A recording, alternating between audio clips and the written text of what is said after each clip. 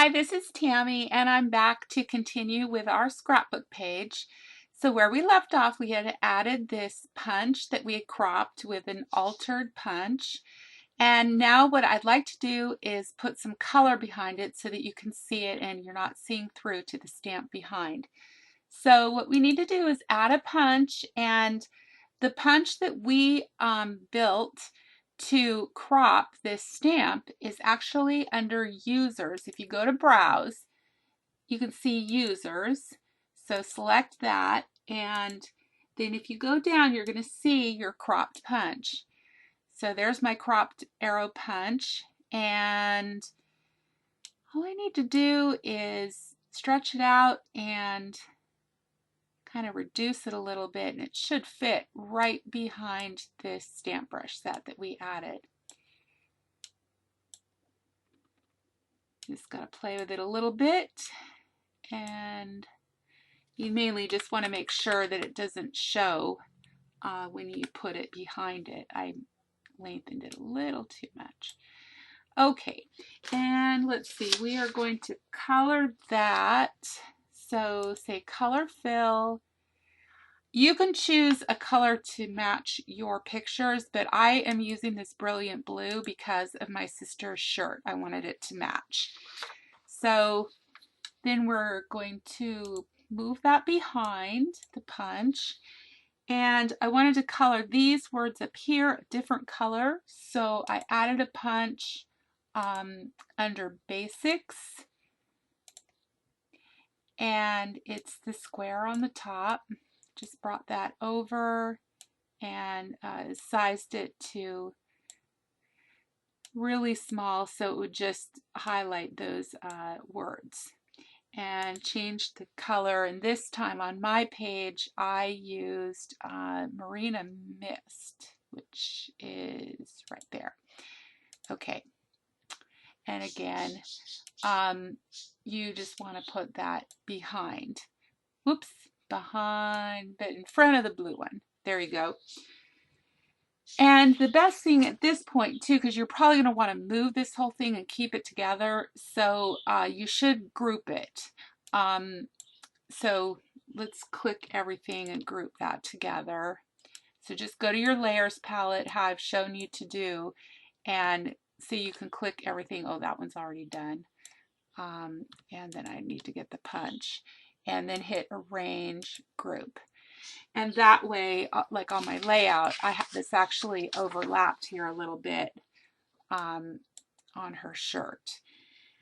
And then the stamp brush on the top, I want to add a drop shadow. So because it's all grouped, it doesn't know which thing I want to shadow. So I selected stamps over here and drop shadow.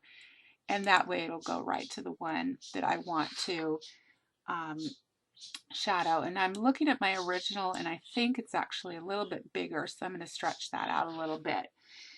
Okay, the next thing I'm going to do is go over to the stamps and pick one called Family Reunion.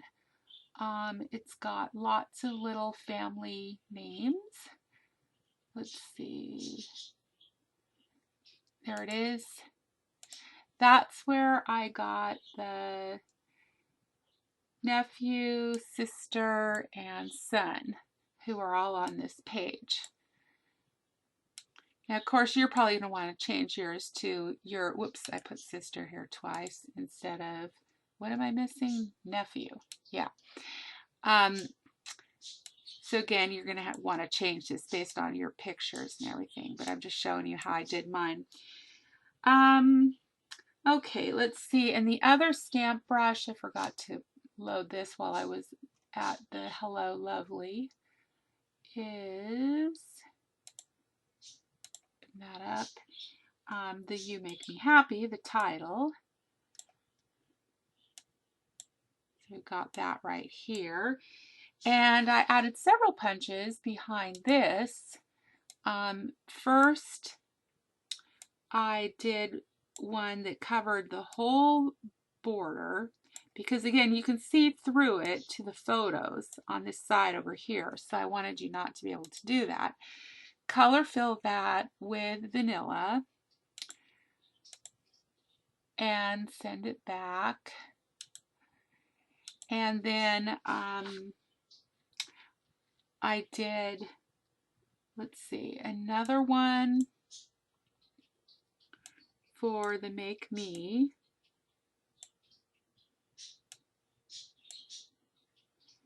Just up a little bit, and I colored that Marina Mist.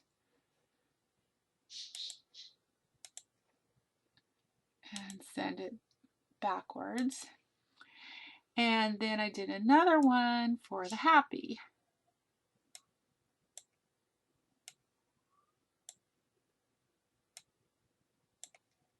And colored that basic gray.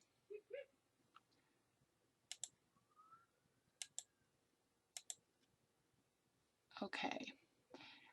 And then you can group that, but I'm not going to spend time doing that right now. Oh, and then the other thing I did was on the Hello Lovely is I picked this and punch. Added that, made it kind of big.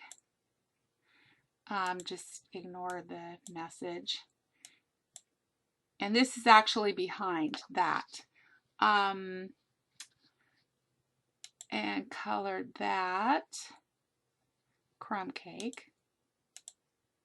I forgot on this, You Make Me Happy, that I want to color that brilliant blue. And then this stamp I actually moved behind all these layers of the punches. So yeah, you want to do that. Okay, then it was just, oh, the other thing I had from Hello Lovely, I had the arrow. So I brought that over and I flipped it. Whoops, no, I always do those wrong. Mirrored it. Okay, and brought it down. And again, I added another punch over here. There's lots of these little layers to put under the sister. And I color filled that with vanilla. This is the same thing that I also did for all the text writing. Let's see, we've got to go back over layers because this is probably pretty far down where I added the sister. There it goes. And then you're just going to want to put the sister in the right place here. Kind of bring that one down a little bit. Okay, and then I just colored this again, brilliant blue, kind of going with my color scheme here. I usually look at my photos and try to bring a color combination that's from the photos. That's why I used a little bit of purple over here, the Raspberry Ripple, to kind of bring that color out. And again, I also use that, the combos thing over here. I'll pick a combo, and if there's a major color that's in a lot of my photos, like the brilliant blue, I'll just go through here and see what goes with brilliant blue, and that's how I came up with Marina Mist. Okay, so, and then just kind of, you know, bring this around and twirl it, and there you go. Now for all the journaling, what I did was simply take this strip that I had from over here. I don't know if I can pick it up. Nah, I'll just add another one. Is I took little boxes like this and just copied and pasted them a bunch of times, and color filled them with vanilla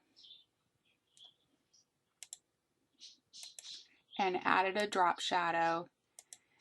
And then I added a text box on top of each one and filled it with, I'll just type out the first one. There is nothing better. And I usually try to, I center it and then put the, let's see, where's that KG? just 22.